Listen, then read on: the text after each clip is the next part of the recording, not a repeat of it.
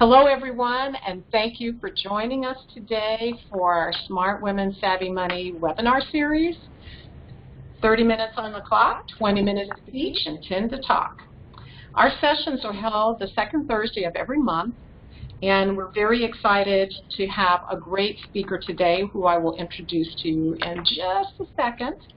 But for those of you who might be new to our webinar series, as I mentioned, they're always held the second Thursday of the month between 1 and 1:30 Pacific Standard Time. All of our sessions are recorded, so even if you're not available to be on the live call, as long as you register, we will send it to you.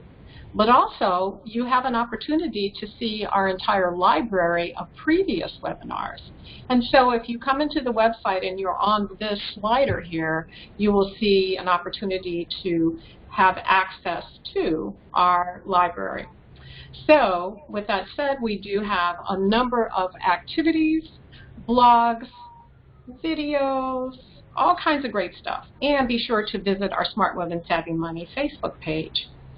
Today's talk is going to be amazing because everybody is interested in real estate. And so our topic today is, am I ready to be a landlord? Do you want to be the lord of your land?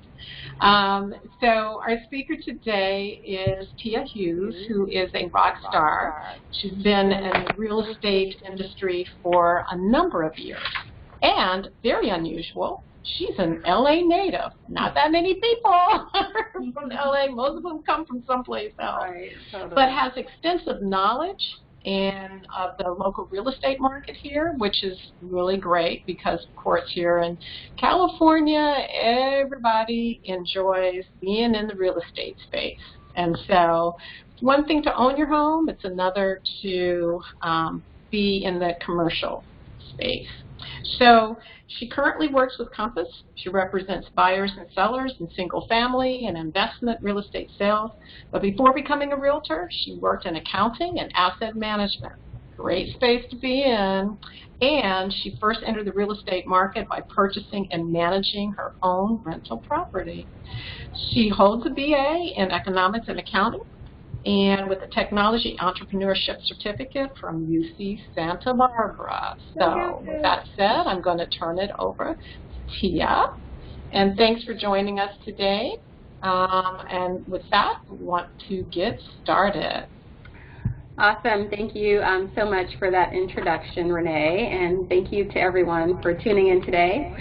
I'm excited to share with you information on determining if you're ready to be a landlord and kind of sharing some of my experiences with you that I've had personally and with clients to help you gauge if it's the right investment move for you. So one of the top questions that I get from people, colleagues, family, friends, at social gatherings, casual events, things like that is, let me know if you see a good deal, or have you seen any good deals lately? It sounds great. Everybody wants to be a real estate investor in LA, and everyone's looking for the next hot deal. People like the idea of it, but there are a lot of things to consider before becoming a landlord. Are you ready to deal with the management, and are you educated on areas and other facets as well?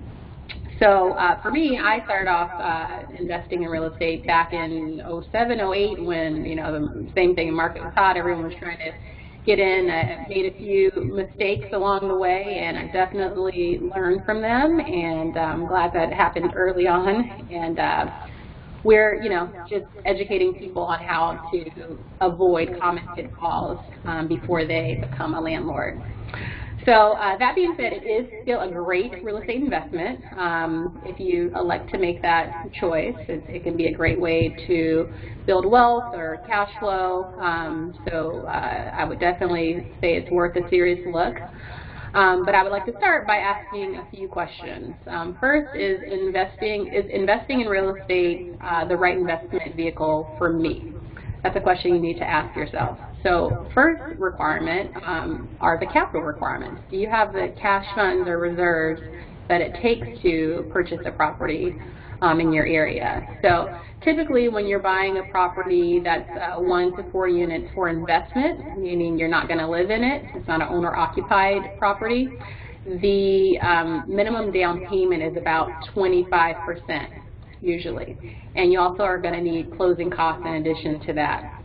So for example, just a simple example, if you were to buy a $1 million property, which could, quite well be the case here in LA, if you're looking at, 2 to 4 units, your minimum down payment would be about $250,000.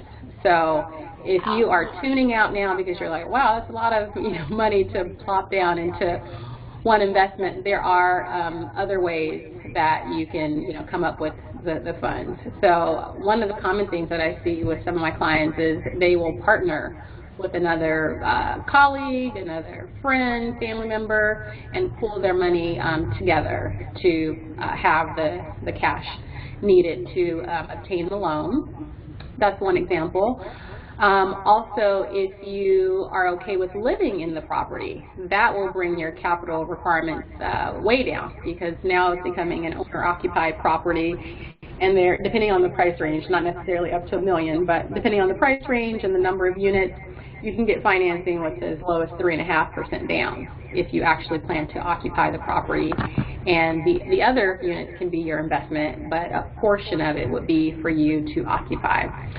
So those are two common ways that people, get together the capital required to invest in real estate. Or you may just have retirement funds or savings or gift funds from a family member or friend, and you might have the reserves, and if that's the case, more power to you. You're also going to want to have money set aside for capital improvements. A lot of times properties that are a good deal are going to need some improving to get top dollar on the rent. So you want to have that set aside as well. If you need to do some renovating of the kitchen, the bathroom, maybe the property needs a new roof, new plumbing, things like that, you want to have all of those funds set aside so that once the time comes, you're able to move on it. So once you've made it past the capital requirements, determine it is a financially feasible decision for you, next you need to ask yourself, are you ready for the management requirements? So are you ready for those phone calls at 1 a.m. saying the toilet is backed up, or when you receive city notices to take action on certain things, correct things, to fix things on the property, or what happens when your tenants get into a conflict with each other? I've experienced that with some of my tenants where people just don't get along sometime, and they're tuning to you as their landlord to kind of get things resolved, or they'll move out, which you don't want vacancy. So you become a problem solver in that sense, or a mediator. And then sometimes I've even experienced where the landlord and tenant don't get along very well. You might have a very particular tenant if you're looking at a higher end property that you're leasing. I've seen that before, where their standards are sometimes impossible to meet. Had a client that complained about the stove being uneven, and she couldn't make an even omelet, so she wanted a discount on the rent for that. So you experience the most random things, and you will have to be the problem solver to work those things out in an amicable way that's pleasurable for everyone involved. Now, you may be asking yourself, well, can I just hire a landlord, not a landlord, excuse me, a property manager to outsource to and to delegate some of these responsibilities to, the day-to-day? Absolutely, you can definitely do that, but ultimately you are still responsible. So whatever decisions they're making, they're going to check with you, they're going to confirm with you, they're going to get your final decision on it, and there's some things that they might not be able to solve, for instance, like the conflict or something like that. So you will have to step in and still be involved, even if you do have a property manager that can handle, the minor day-to-day things. But one thing to factor in is if you do choose to go that route, property managers are not for free.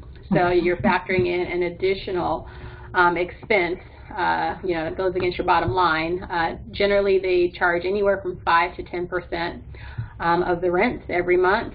So usually when you're starting out, you buy your first property, you might not be profitable the first year. You might have some things you need to do before you can get top dollar rents for the property. So it might not be feasible to hire a manager in the beginning unless you're okay with going negative. Maybe you need the tax write-off, but most people tend to wait till the property is operating on its own, it's doing well, and then you can bring in a property manager. And then sometimes it doesn't even make sense, though, for a smaller property. So if you choose to invest in, let's say, a single-family home as a rental, or maybe just 2 units, paying the additional management fee might not make sense for you and your investment. So just be prepared to be the ultimate decision maker and person responsible for the property. So next question, how do I get started? I would recommend starting by educating yourself on the neighborhoods that you're interested in. See if the pricing is in alignment with your budget, based on the down payment and how much you qualify for the loan and whatnot. Generally speaking, Class A neighborhoods, let's say you're, Brentwood, Beverly Hills, Santa Monica, things like that, are going to provide lower cash flow, like on a month-to-month basis, but typically they provide greater appreciation in the long run.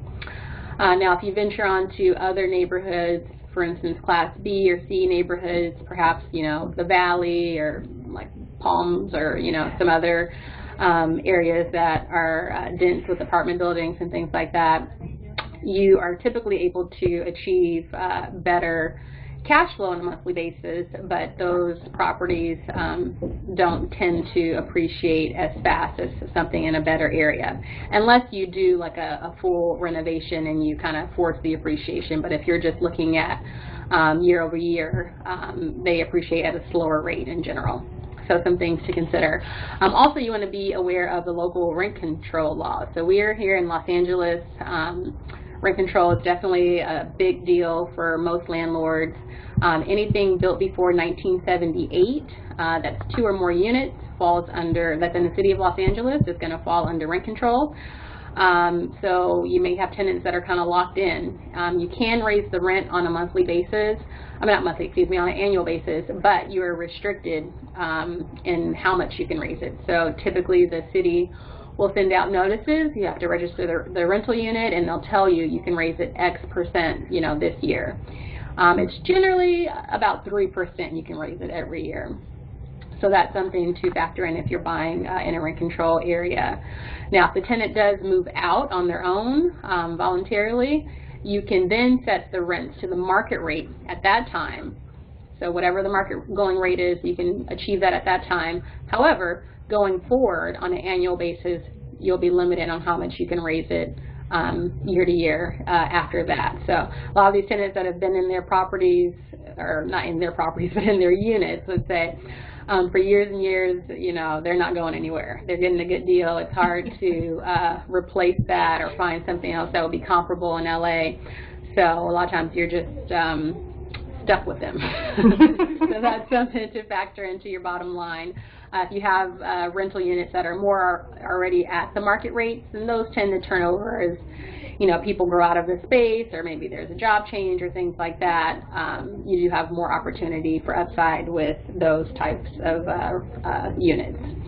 Now, when you're looking at income property, as I mentioned, it can be 2 to 4 units. When you're buying a 2 to 4 unit property, that's still considered residential in terms of your financing and whatnot. Once you go past 4 units, if you're interested in a 5 unit, 6 unit, or anything above that, now you're looking at what's called a commercial loan. So the lending requirements are different, and those requirements rely heavily on the performance of the property in addition to your personal finances. But for the sake of this conversation and this lesson, we're going to focus on residential properties, which include 2 to 4 units for income property. So with those, if it's a 2 unit, if it's a 4 unit, there's one parcel number for the whole property. Now you can also invest in a single family home or a condo. So with the condo, although there are multiple units in a building or condo complex, they still have individual parcel numbers for each unit. So each unit is individually owned. So you can still buy 1 unit in a condo and rent that out. Or you can invest in a single family home. Now here's one tip in Los Angeles. If you do buy a single family home or a condo, they do not fall under rent control, so that's a perk. One of the downsides though of investing in a single family or condo property is that your income is totally tied to just that one person, that one tenant. So if they lose their job or something happens and they move out, your income is stopping right there too. So if they stop paying their rent. So you need to be prepared and have reserves to cover yourself in a situation like that. Whereas if you purchase a 2 to 4 unit property or more units, it's more diversified. If one tenant moves out, you still are collecting rents from the other ones. Or if you have a vacancy in 1 or 2 units, then you should still have income coming in from the other one. So that kind of reduces the risk a bit in terms of a cash flow perspective. So some other ways though to earn money with the rental property is by charging for parking or laundry service or things like that. Those are some benefits with 2 to 4 unit properties. And then one thing that I've seen some clients that they appreciate, one of the benefits of going back to a single family or condo investment is that you're only dealing with one personality, one tenant. You know what's going on as opposed to having to deal with multiple tenants and multiple personalities, things like that. And a lot of times some of my clients that are busy professionals, they want something in their backyard. They don't want something far away and they don't want to deal with a lot of people. So they'll buy a second home in their same neighborhood and they'll rent that out. And those are typically higher end rentals where you're charging a premium for the rent. But it can be a easier rental in that you're getting a large lump sum from one property and it's local, it's in your backyard as we call it. So going back to your education, you want to also determine what's the cash flow that you want to achieve monthly or annually for your property. So you want to educate yourself on what the returns are for the area. So just a basic cash flow, it would be calculated by subtracting your total property expenses from your property income. So you can set a minimum to say, I want on a monthly basis to earn at least $500 from this investment or $400 or whatever it is. You want to know what that minimum is because that will help you to weed out properties that don't fit your minimum criteria. And when you're analyzing properties, you also want to look at the future potential versus the current potential. So you might be looking at a property that is only going to cash flow, let's say $200 currently when you buy it, but maybe there's a vacancy there, right? Maybe 2 of the units are vacant. So you have to factor in, okay, well, I'm going to fix these units up, I'm going to rent them at market, and once I do that, I am going to hit my minimum return of $500 per month. And maybe it's going to take me 3, 4, 5 months to renovate and find a tenant. But if it's in the future or has the potential to meet your long or short-term goals, I would definitely say it's worth considering. And then the last question that you want to ask yourself is, how do I know if it's a good deal? So there are some very basic terms that we use when we're looking at investment properties, some metrics that we use to determine how a property is performing. And the reason why they're so important is because obviously every property, is different and different rents, different expenses. But this, using metrics will help you to compare apples to apples per se, and to know if it's a good deal for the area that you're purchasing in. So let's start with the most popular one, or most common one I should say, is the capitalization rate, aka the cap rate of a property, CAP, cap rate. So the cap rate is determined by dividing the net operating income over the price. So in general, the higher the cap rate, the better. So looking in and around LA, if you're looking in, let's say, like a A-class neighborhood or whatnot, the cap rate's typically going to be lower, right? Because you're paying a higher price for the property, and you're more so looking for the appreciation in those neighborhoods typically. So typically the cap rate is going to be lower, but you'll get a bigger bang when you sell the property during your disposition. Now, as you move forward into, you know, maybe going to East LA or the Valley or something like that, you know, the trade-off is, okay, people are like, I'll invest in these areas, but I want, you know, some cash flow in return for it. So typically the prices are a bit lower, and you can achieve a higher cap rate in those areas. The second very common metric that we use to value a property is the gross rent multiplier, aka the GRM. And the GRM is calculated by dividing the purchase price over the gross income of the property.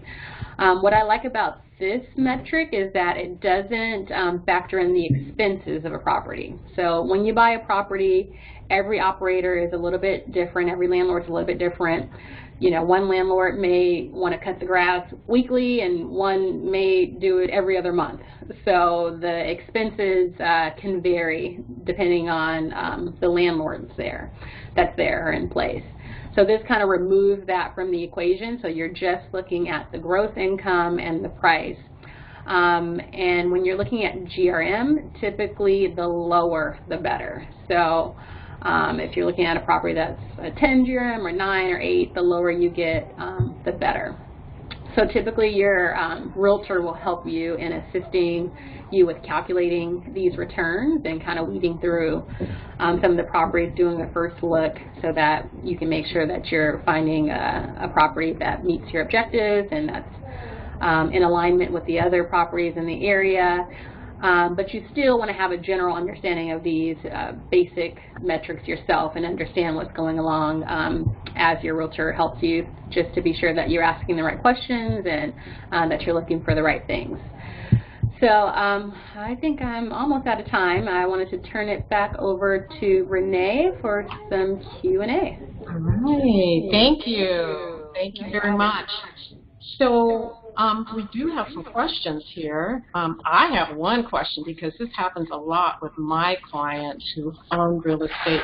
What do you suggest that people do when their renter doesn't pay their rent or they don't pay it on time? I mean, what are the options that you have as a landlord to be able to make sure you get your money? Good question. So that does happen. You know, when you go in, you definitely want to start by screening the tenants as best you can. You want to do a credit check, background check, criminal check, verify their income, employment check. You want to do as much pre-screening as you can, kind of like the insurance companies, right? You don't want to insure someone who's going to have a problem later. So that's the first very, very important step. Call their past landlords, you know, see if they missed any payments. Call their references. We make sure we do all that to select the best tenant as possible. However, you know, things still come up. People lose their jobs, you know, hardships happen in life, life happens, and your tenant might be in a position where they can't pay their rent or they miss a payment. So in that scenario, I would say don't let it slide at all. Even if they call you, and I've had it, oh, you know, I'm going to pay it in 3 days when I get my, you know, check or whatever. I understand, but, you know, in order to protect myself, I'm still going to have to issue you a 3-day notice. It's called a 3-day pay or quit. And if you issue that after they've missed their rent, it basically is telling them they have 3 days to pay their rent in full, or you can start the eviction process. So when you issue that 3-day pay or quit notice, one thing to remember, not to undermine it, is don't accept a partial payment. So that notice is for full payment. If you accept a partial payment, 75% of the rent, you know, 50% at the time, then that pay or quit notice is not applicable anymore. So wait until they have the full amount. And then if they don't after the 3 days, then you want to start the eviction proceedings. Not to say they can't still pay in full, you know, once they get it, but you don't want to wait on them. If they do come up with the money, you know, great, they can catch up and pay it and you can stop. but I would proceed, letting them know that you're not playing around and, do everything the proper way. Great. Now, is that a legal document, or is that just a regular document you can get on your own to give to them? Yeah, you can get it on your own. They're pretty common online. It's a lot of landlords, you'll join landlord boards, and they'll provide you with forms and whatnot to have. So one very popular landlord form is called AOA, Apartment Owners Association. Okay. So they'll typically provide you with all the standard forms, change of ownership or pay or quit, different notices, a notice to enter the property, all those templates. They'll give those to you, but I'm sure you can probably find a simple one online if you just Googled it as well. Great, thank you. That's great. So another question here, as a layperson, what's the best way to do a background check? Great question. So what I use for my clients when I'm helping them screen tenants is a service called Rent Spree. That's RENTSPREE.com. And you can go on as a landlord or as a property manager, and you send the tenant a link, and they can securely fill out an application and authorize for their credit to be run. I think it's about like $30 or something like that. Oh. And then you get the report back as the landlord or owner of the property. They also can include a background check, a criminal check, and an eviction check in addition to the credit report. So it's a really great tool that we use, and it's inexpensive, and you basically just send the tenant the link and they take care of the rest, and you get the report pretty much instantly once they've completed the questions and paid the fee. Great.